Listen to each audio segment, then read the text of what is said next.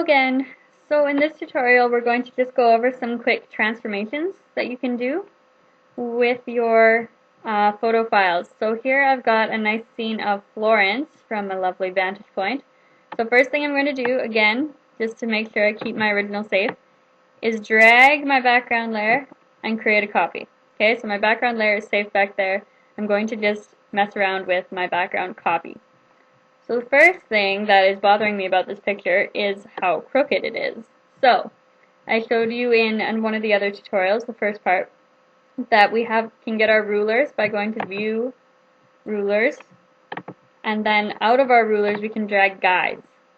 So I'm going to drag this guide on here, and it's very obvious that our little horizon line here is not straight, and neither is the line on this building, or this building. They're long enough that you can tell. Okay, so we're going to try to straighten that out. So I'm going to put one guide there, and I'm going to put another one down here just so I can kind of tell with a variety of vantage points. I'm going to zoom in so that I can see that a little better by Control+. Okay, so to rotate, the keyboard shortcut that you're going to use to save yourself time is Control-T. Okay, so we're going to do Control-T. Now you can scroll up here, and when you get to a corner, it'll give you these little turny arrows. That's how you're going to rotate it. Okay? So I'm just going to rotate until I can get these kind of straight looking. So here I have to make some choices, it looks like. Do I want to be more straight on my building at the front or my buildings at the back? Okay, let's see how we're doing right now with this one. That one's looking pretty good. This one's not bad. Overall, our horizon line. Okay, so that's not going to be perfectly straight because it's just naturally not straight. But that's looking alright. That'll do. Okay, so when we're happy with the rotation, we can click our check mark to set it. So we can hit our check mark, and that will set it.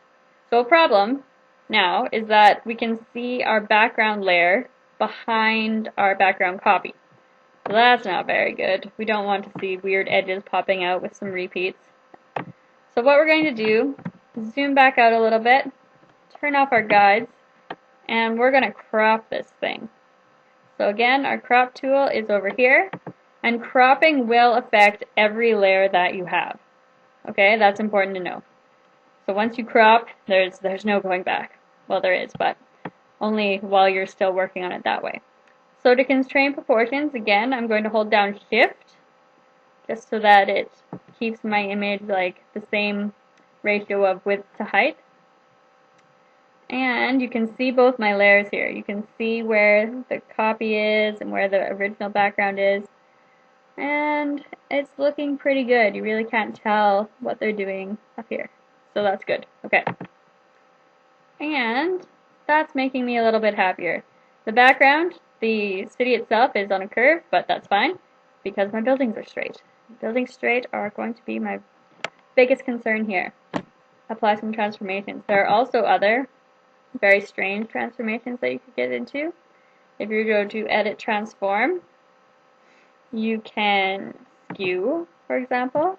So if I were to pull a corner, you can skew it that way. So that can be helpful when you've used a weird lens and things are kind of strange, or if you're trying to create your own interesting effects with perspective and things.